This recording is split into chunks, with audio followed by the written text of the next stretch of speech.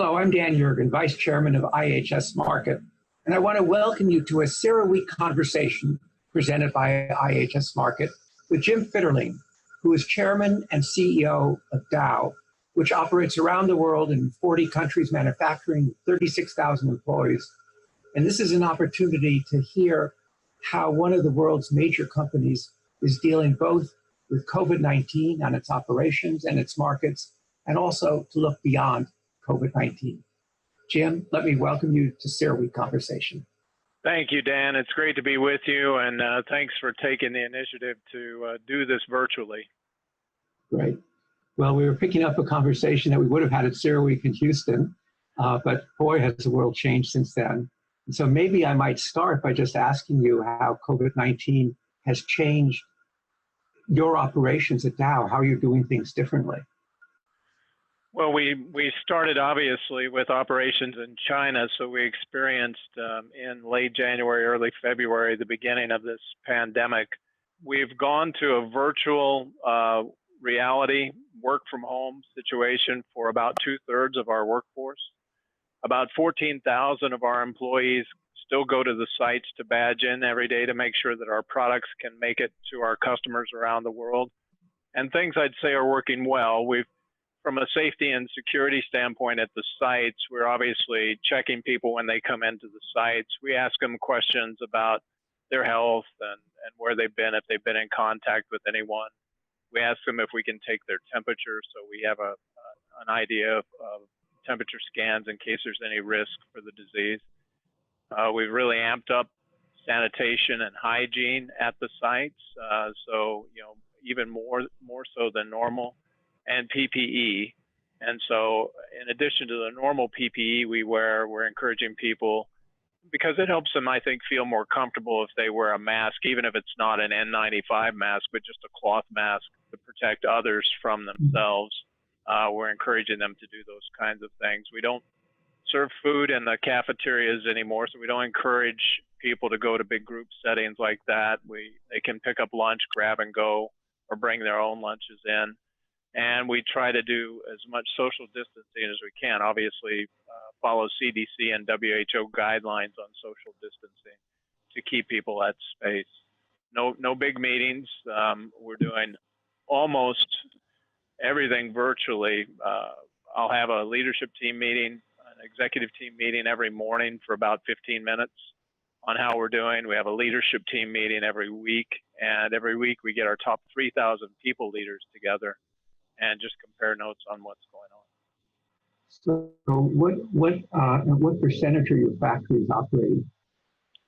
Our operating rate right now is about 80%. And I would say it's a tale of two worlds, Dan. If you're in consumable materials like food packaging, any kind of packaging, intermediates that go into cleaning chemicals, soaps and personal care items, sanitation materials, products that are going into manufacturing of garments, health and hygiene, masks like non-woven plastics, etc.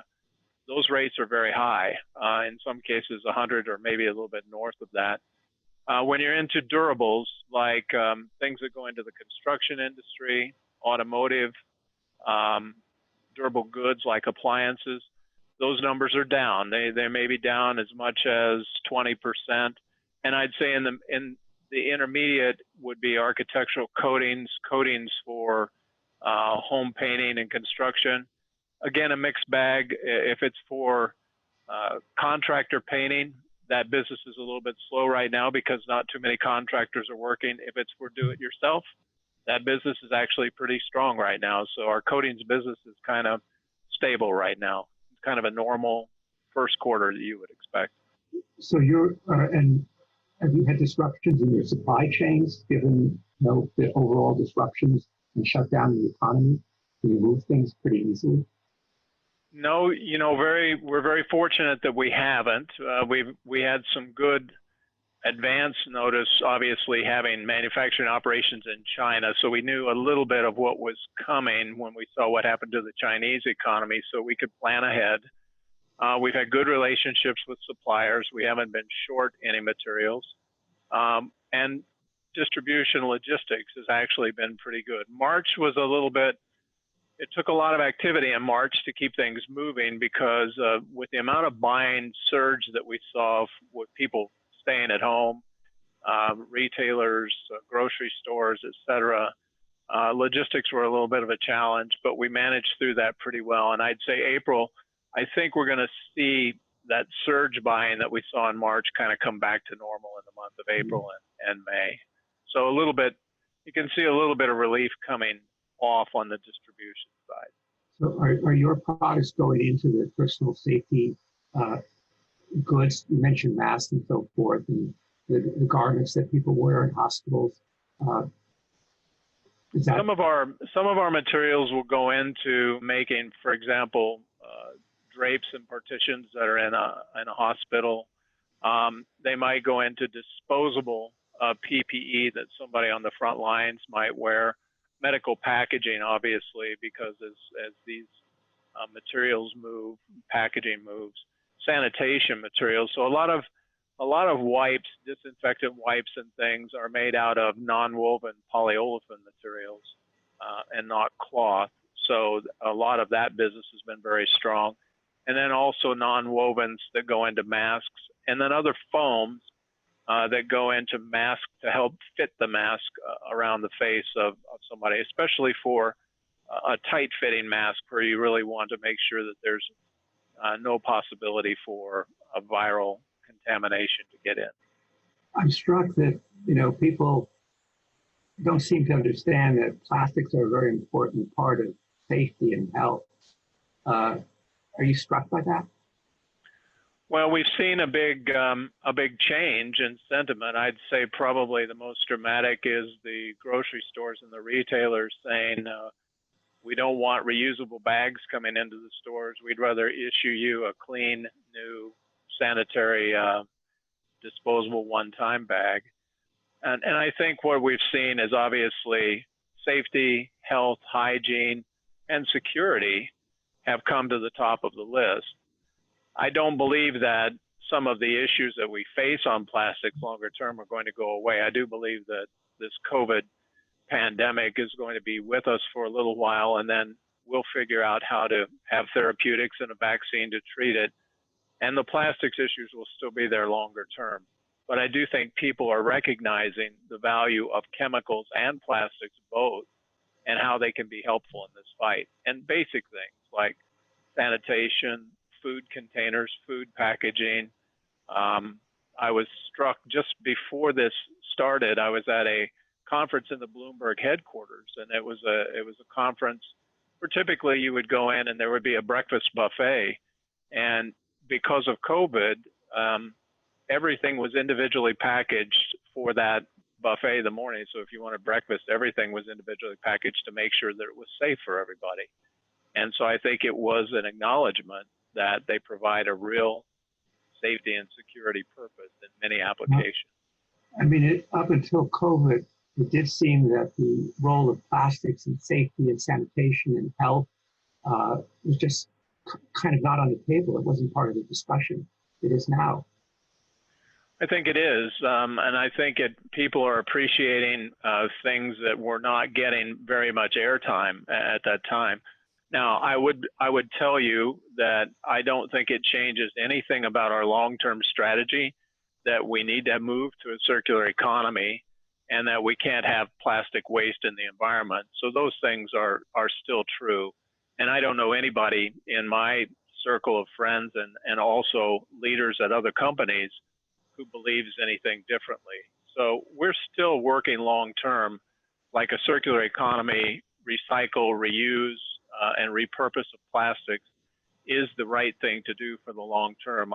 None of us are going to back off of those issues, but in the short term, I think the value proposition has just been made a little bit clearer to the public.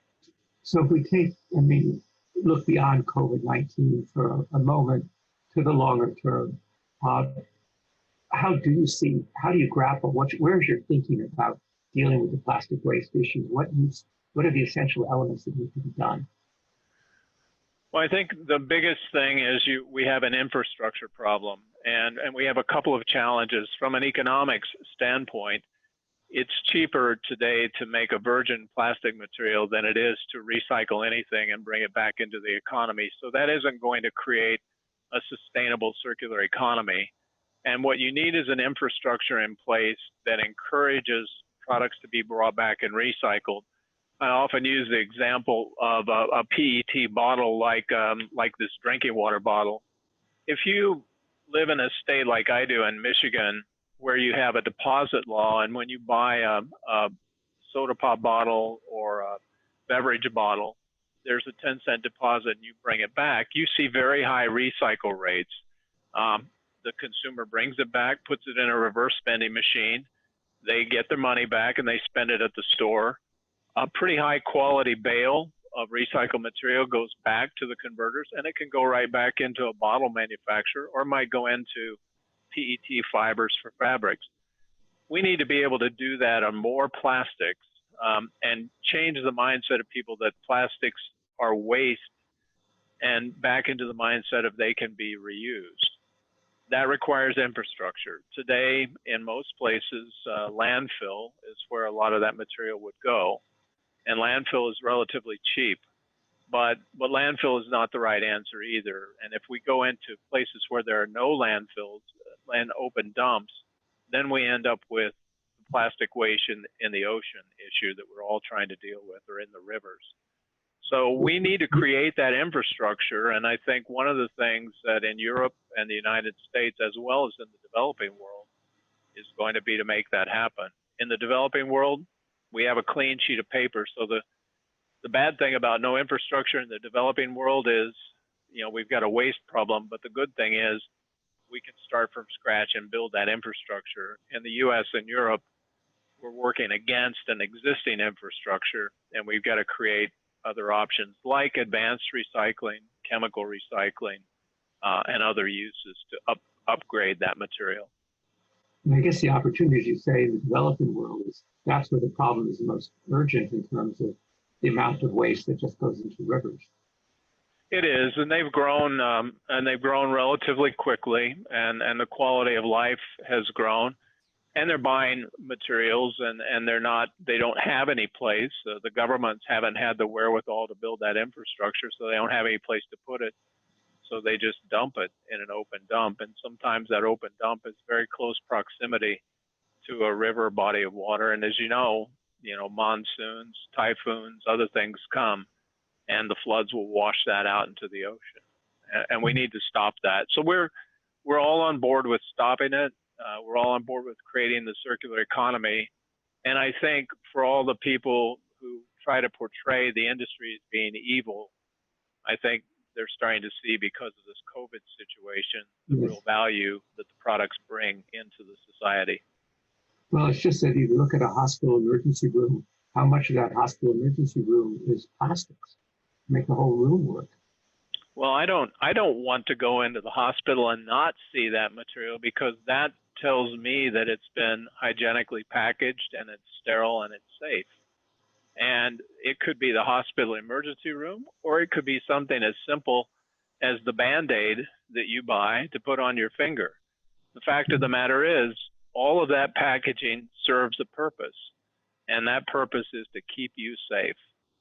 Speaking of safety, and of course you just mentioned Michigan, let me turn to another aspect of this, which is when this ends, how it ends. And I know you've been very engaged in trying to think through what are the steps and how to process it, and maybe talk about your experience in Michigan and more broadly how you're thinking about that.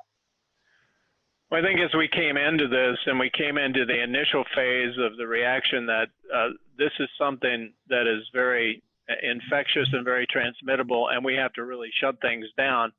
We had a lot of discussions about what is essential and what is non-essential. That was the case here in Michigan, the case in New York, United States, China, Germany, wherever.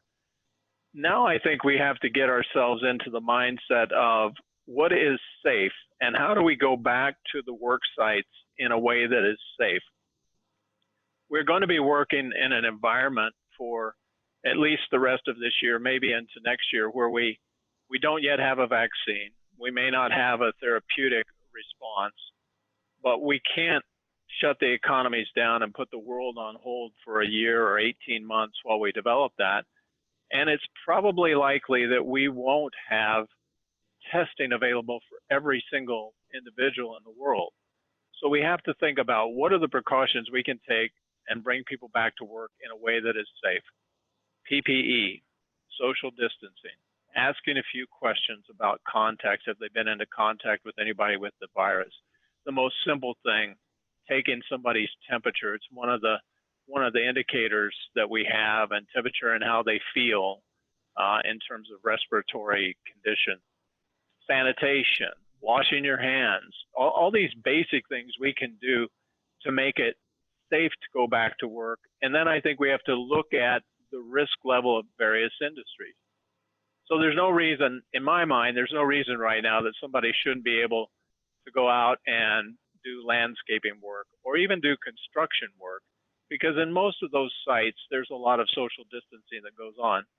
If you're in a location where you're elbow to elbow with somebody manufacturing on an assembly line, you're going to have to take different precautions. And so I think we have to think about how different industries are going to go back and whether certain things go back at all. I mean, there's a lot of discussion now about office space.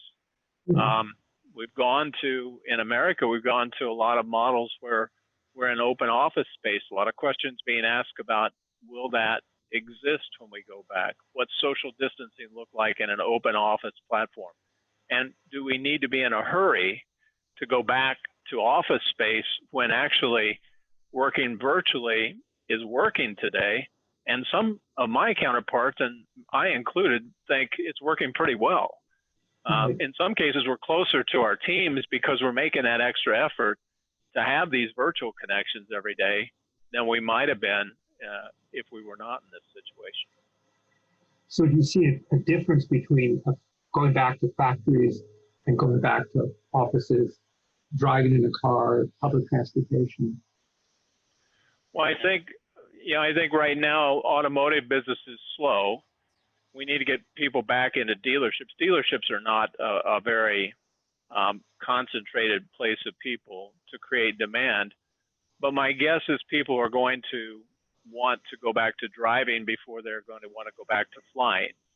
And we see that data already in China. Road traffic is kind of 80% of where it was back at the beginning of January.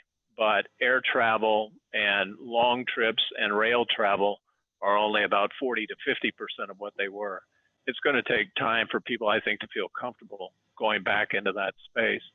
I would feel, I mean, if you ask me personally, I think I need to get people into the sites, the manufacturing sites, sooner than I need to get people back into the offices. And the reason I say that is we're trying to run with as few people, essential people as we can on the sites.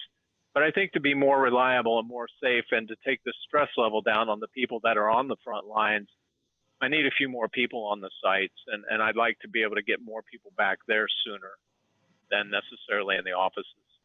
How's your workforce? I mean, obviously, that's 36,000 people, Yeah. 36,000 different people.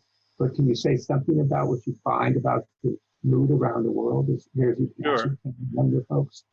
I would say the morale is good. Dow people are pretty tough people. They have a very can-do spirit. They've always been that way. They know that our products are essential to a lot of customers and a lot of value chains. That customer connection has become much closer during this. The nature of our assets is they run best when they run 24/7. And so everybody likes to keep the plants up and running. It's the most safe and reliable way to run the asset. And so nobody wants to see them run down. And Dow people treat the company like owners, and they always have. And so that part is good. We've gone out to give a little bit of additional pay to our people that are having to report in, that are on the front lines, those 14,000, keeping things running.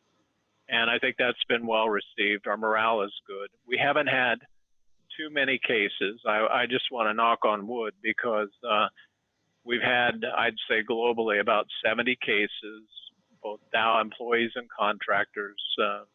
Not a fatality that I know of.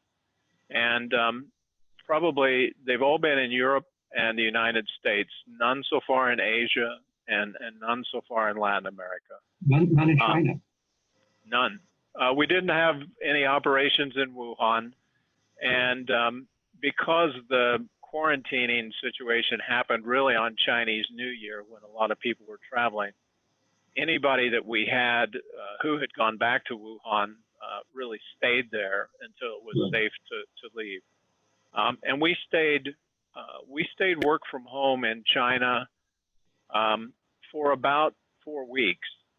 And then we started up some operations. The demand had slowed down quite a bit. So then we started up operations in the end of February, beginning of March, and things were starting to return to normal in the month of March. We're not back to what I would say normal yet, but we're making that transition. So you deal with a lot of different political jurisdictions, different political leaders. You've tried to make it, I think, the distinction between essential and non-essential is not necessarily the most useful construct. What do you say to political leaders who are, responding to a lot of uncertainty and a lot of pressure from a lot of directions as to how to think about the unwinding, bringing the economy back? The virus is going to have a death toll that's assignable to the virus. And obviously, there are things that we can do to try to mitigate the impact. But the fact of the matter is it's a virus, and we can't control everything about it and what happens. And I think what they need to get into is thinking about it from a risk standpoint. What are the things that are safe and relatively lower risk and safe to do, and that we can be doing right now and try to get ourselves and our economies back to normal so that the economic situation doesn't become worse than the virus situation? And what are the things that can wait a little bit longer? And so we're trying to talk to them about, look, I'm manufacturing around the world and in Asia, and we're relatively safe and we can continue to operate. So there are a lot of other manufacturing organizations in the country and in the world that I think can continue to operate. If I can do that, why can't a construction site go back to work? Or why can't an infrastructure project like a highway be built? Or why can't somebody buy a can of paint to paint their house while they're working from home? Or buy some carpet to carpet their home? Now, if you're going to go into areas where you've got like a restaurant or areas where you're going to have a lot of people together, that's a different risk area. And so maybe that comes back later. And I think there you're seeing a pivot to online that's even more pronounced than what we'd seen before. So that's the kind of discussion that's going on. I think all the political leaders have the right intent, which is they want to minimize the impact to the public. But remember, the vast, vast majority of people aren't getting this disease, and the impact of the economy on the 90% is going to overwhelm, what's happening with the virus. Did you see the economy? I mean, that is this question: what is our economy going to look like if we remain shut down for another 3 or 4 or 5 or 6 months in the way we are now? I mean, what happens to small businesses? Well, in the United States, small and medium enterprises make up 75% of the employment in our economy. And so most of the studies that are out there is that a self-employed worker or somebody that's working for a small and medium-sized enterprise, they may not have the capability to make it more than 2 months without a paycheck. We're putting them tremendously at risk. And the stimulus packages, obviously, if you've got a small business loan, you're going to see some stimulus money. If you're a taxpayer, you're going to see a check come in the mail. But there are a lot of self-employed people who don't have anything yet in a stimulus package that's going to help them out. And we have to be thinking about the impact of that on the economy. So I would, from a Dow standpoint, I would prefer to keep running and to keep people employed and not have to lay them off and put that burden on the government as long as I can. And if we can do that, our people are very giving and charitable by nature, if they're doing well, they're going to help out in their communities, which is what they're doing today to try to give back.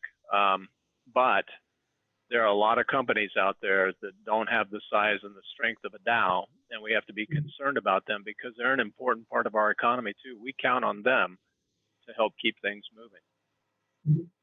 Let me ask you, just turning for a second, of course, to your feedstocks, hydrocarbons. What are these low prices meant for you as a company? Yeah, this has been a tremendous time in terms of what's happened with the demand for oil at the same time as the supply has continued to be steadily increasing. What we've seen, obviously, is the drop in oil price has an impact on the drop in petrochemical prices. So, for example, naphtha cost for cracking is now down to below $200 a ton, maybe in the $150 to $200 a ton range.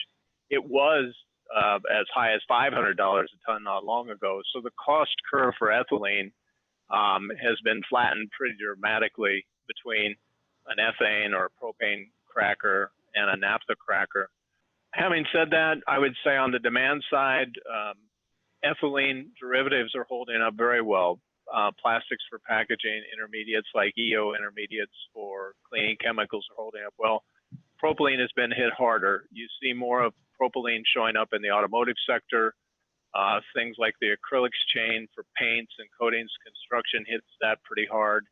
And then polyurethane insulations for construction and automotive, both those get hit pretty hard. So ethylene's holding up relatively better than propylene. We have a lot of flexibility in our slate. In the U.S. Gulf Coast, we can go anywhere from around 85% ethane. We can go to 70% propane cracking. We can go to 40% naphtha cracking. And so we have the ability to swing. And with these volatile times, we'll probably test that capability a lot.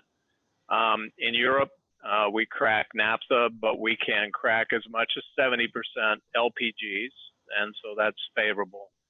In Asia, we're mostly cracking naphtha, and Kuwait is ethane, and obviously Saudi Arabia is a blend of both naphtha and ethane. So, we've got a good footprint. We've got a diverse feedstock slate. We do a lot of physical and financial hedging.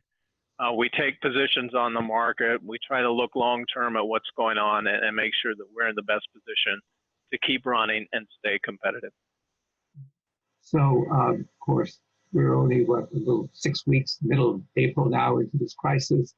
We don't know the timing. You're already thinking about the other side of it. Have you had time at all to think about how the strategy and how the business has changed? Let me offer that as a final question to kind of look beyond COVID-19. Well, we were pursuing a strategy of digitalizing Dow, and I'd say if anything, that just gets put on steroids now. That's been a big help in making this transition. I think longer term, we have to watch what happens in areas like automotive demand, aerospace, and those other demands to see if there's any structural change that happens longer term. But my sense is that for most of our businesses, 70% of our business is very consumer related. And I think the products that we're making are going to continue to last. We'll probably slow down some CapEx. There are some product lines where we don't need to expand right now, and we can do that expansion a year later or a year and a half later and still be ahead of demand when demand comes back. And in the near term, we're focusing our CapEx on keeping the plants running safely and reliably. That's the most important thing we could do. The other thing I would say is just cash and liquidity. We've done a lot through the spin to make sure we had a good balance sheet and a good cash position coming into this. A lot of people compare this to 2008-9. It's quite different than that time frame.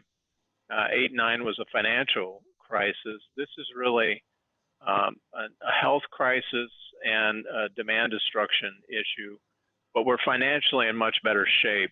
So we've done a lot with debt, liquidity. We've got $11 billion of liquidity. We've got about $2.5 billion of cash on hand at the end of the year. We've moved all of our debt maturities out to the end of 2023 and into 2024. We've lowered our financial expense. We tapped the Eurobond market before this all happened at really good timing. So we've gotten ourselves in a good position. I think learning from 2008-9 and applying it here is going to pay off dividends for Dow in the long term. But as you say, there's no precedent for where we are today at any crisis. There's never been anything. Nobody had this in their plan, I don't think. You have to go back. I go back a long time, so it feels like the 1980s. It feels like 1987 from a financial market standpoint. It feels like 9/11 in terms of the way things shut down in the aerospace industry. It has some resemblance to 2008 and 2009, but it's different in scope and in scale. The fact that it's kind of this rolling epidemic that's moving around the world, that's very different than anything we've seen in the past. And thank you for talking with us about this and putting this in context. I think we've known that obviously the plastics are, you talked before about essential, non-essential. One thing we do know is that plastics and what Dow does are essential as foundations and building blocks of our society. I think what you underlined is the reality that's now so vivid to everybody, that it's also essential in terms of health, safety, security, and well-being in this crisis period. And that's a lesson to carry over for the future. So I want to thank you very much and wish you and everybody at Dow all the best in this extraordinary time. Thank you. Stay safe and stay healthy, Dan. Thanks for having me.